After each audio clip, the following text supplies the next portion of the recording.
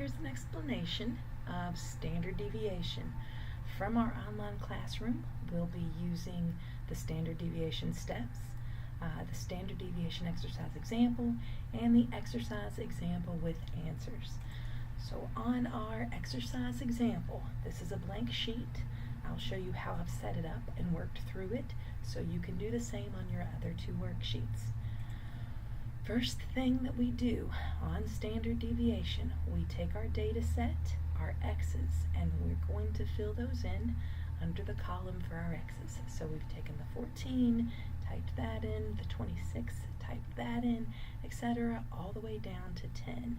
Now using this formula, standard deviation is the sum of our x's squared divided by n minus the mean squared, and then we take the square root to get our standard deviation. So we'll be following along with the steps, our quick formula for standard deviation. After we've filled in all of our x's, all of our data points, step 1 tells us that we need to square each of our x's. So here in the column under x squared, we've squared 14 and got 196. We've squared 26 to get 676. We've squared 20 to get 400, etc. So we have a column with all of our x's, all of our data points, and then we have the column for x squared, which is all of our data points squared. Now you'll note that there are several on the blank worksheet labels that we're going to fill information in for.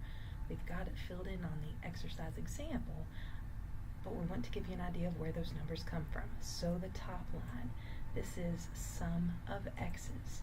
So for this line, we've taken all of our x's, 14 plus 26 plus 20, etc., all the way down to 10. We added those up and we came up with 157. So 157 is the sum of all of the x's in our first column. Second thing is the sum of our x's squared. We're going to do the same thing, but we're going to work in the second column, the x's squared column. So we're going to add 196, 676, 400, etc., all the way down to 100. That's where we get that 3407, 3407. It's from adding up all of the numbers in the x's squared column. The next thing we need to find is our n. Remember, n is the total number of data points that we have. So we have 14, 26, 20, 32, 19, 17, 19, and 10. That is 8 data points, so our n is 8. Next we find our mean. If you remember from a previous lesson, the mean is the sum of our x's divided by n. We have those numbers already. The sum of our x's was 157.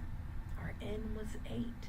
So our x bar, our mean, is 157 divided by 8. That gives us a mean of 19.63. Now we have all of the numbers that we need to add into our formula up here at the top.